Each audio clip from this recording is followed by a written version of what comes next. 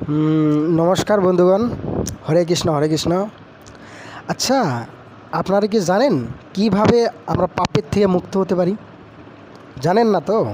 তাহলে আমি বলছি, শোনো।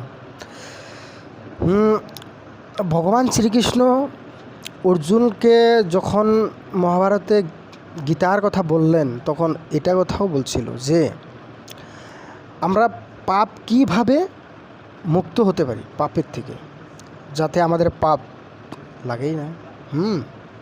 তো সেরকমই একটা শ্লোক বলছে ভগবান শ্রীকৃষ্ণ। ভগবান শ্রীকৃষ্ণ বলছেন যে আমরা যে কর্ম করি, এই যে প্রতিদিন এত বছর ধরে আমরা কর্ম করে গেলাম, আমরা কি একবারও ভেবেছি যে ভগবানকে অর্পণ করি? বহুত কম আছে সেরকম যে ভগবানকে অর্পণ দিয়ে তারপর সে সব কিছু শুরু করে। তো সেটাই বলছে ভগবান শ্রীকৃষ্ণ যে তুমি এই কর্ম,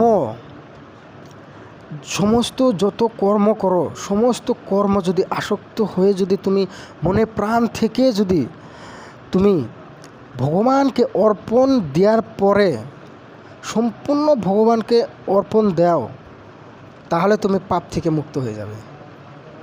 দেখো, আমি উপরে শ্লোকটা দিয়ে দিছি, কি সুন্দরভাবে বিবরণ দিয়েছে। তো সবাই অবশ্যই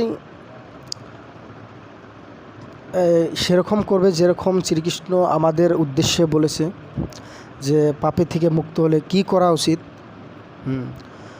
হয়তো এগুলা করতে অল্প 2 দিন কষ্ট হবে, কিন্তু একবার করলে সেটা হয়ে যাবে। তো এরকম করলে মনে অনেক শান্তি পাবে, আশা পাবে, উন্নতি হবে। তো সবাই করো, সেটাই আশা হলো আমার। হরে কৃষ্ণ হরে কৃষ্ণ।